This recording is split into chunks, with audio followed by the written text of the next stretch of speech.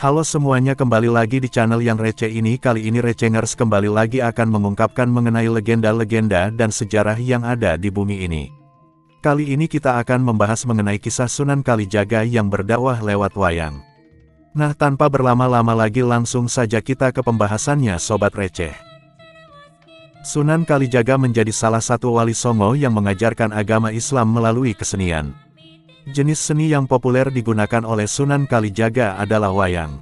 Sunan Kalijaga terlahir pada tahun 1450 Masehi di Tuban. Beliau wafat di Kadilangu, Demak pada tahun 1513 Masehi. Ayahnya seorang bangsawan bernama Raden Ahmad Sahuri yang merupakan Adipati Tuban VIII. Sedangkan ibunya adalah puteri dari Raden Kidang Telangkas yakni Dewi Nawangarum.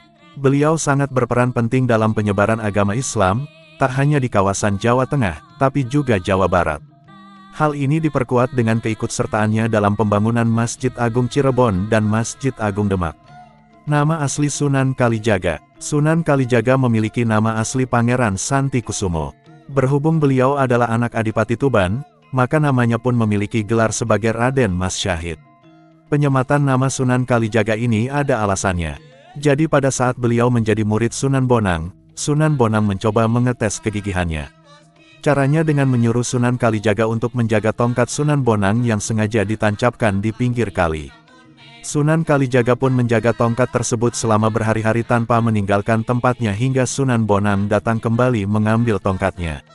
Dari sinilah Sunan Bonang memberikan nama Sunan Kalijaga karena telah menjaga tongkat yang ditancapkan di pinggir kali. Ada juga yang mengatakan kalau nama Sunan Kalijaga ini didapat karena di awal-awal masa berdakwahnya, beliau memilih lokasi di desa Kalijaga dengan mayoritas penduduknya yang merupakan orang Indramayu dan Pamanukan.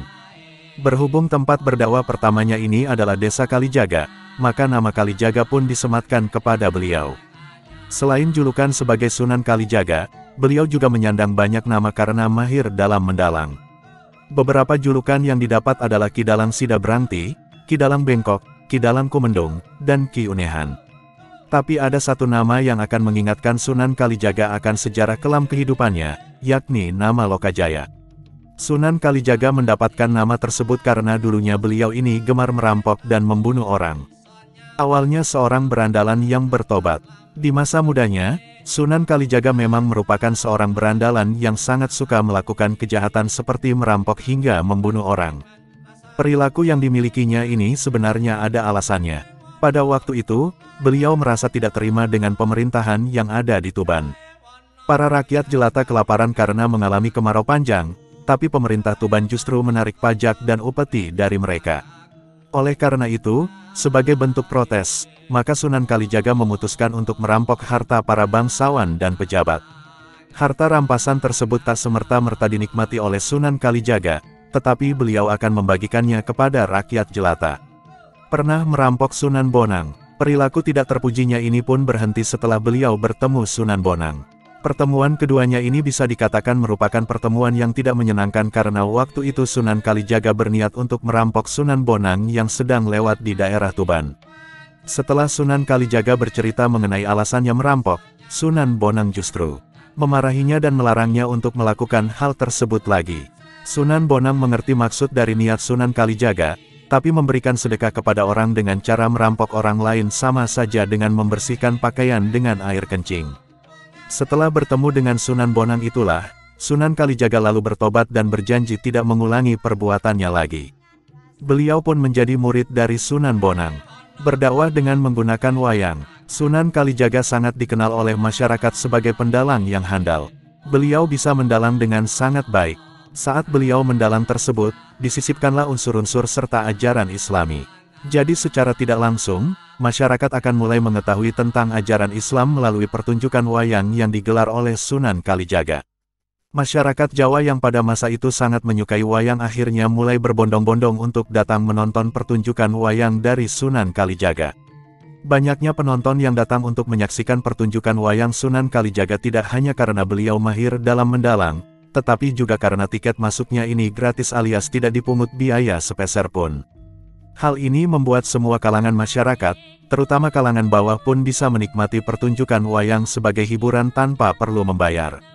Tapi ada syarat yang diberlakukan oleh Sunan Kalijaga bagi orang-orang yang ingin menonton pertunjukan wayangnya, yakni mengucapkan 2 kalimat syahadat sebagai tiket masuk. Pertunjukan wayang Sunan Kalijaga memadukan naskah kuno dengan ajaran Islam. Tentu tidak mudah bagi masyarakat Jawa yang pada saat itu menganut animisme untuk menerima ajaran Islam. Oleh karena itu, supaya masyarakat Jawa bisa menerima secara pelan-pelan agama Islam, Sunan Kalijaga pun memadukan naskah kuno dengan ajaran Islam dalam pertunjukan wayangnya. Naskah kuno yang dipentaskan seperti lakon Dewa Ruci, Layang Kalimasada, lakon Petruk Menjadi Raja, dan lain sebagainya. Nanti di dalamnya akan disisipkan ajaran-ajaran kebaikan dari Islam. Selain itu, Sunan Kalijaga juga menambahkan karakter-karakter baru yang hingga saat ini masih sangat populer seperti Semar, Bagong, Petruk, dan Gareng. Sunan Kalijaga juga menggunakan kesenian lain dalam berdakwah. Ternyata tidak hanya menggunakan wayang dalam berdakwah, tapi Sunan Kalijaga juga menggunakan jenis kesenian lainnya seperti tembang. Beberapa tembang ternama yang masih sering dinyanyikan oleh masyarakat Jawa adalah ilir-ilir. Dalam lagu ilir-ilir tersiratkan makna kalau kita diharapkan bisa bangun dari kesedihan, berjuang untuk mendapatkan kebahagiaan, mengumpulkan amalan kebaikan sebanyak mungkin, dan lain sebagainya. Selain membuat tembang, Sunan Kalijaga juga bekerja sama dengan seniman dalam membuat topeng, pakaian untuk pementasan kesenian, dan lain sebagainya. Cara berdakwahnya yang menggunakan kesenian ini dipengaruhi dari ajaran Sunan Bonang yang juga sama-sama menggunakan seni dalam berdakwah. Nah, sudah sampai di akhir video kisah Sunan Kalijaga yang berdakwah lewat wayang. Bagaimana Sobat Receh penjelasannya menambah wawasan bukan? Jangan lupa like, komen dan subscribe ya sobat semua, sampai jumpa di video selanjutnya.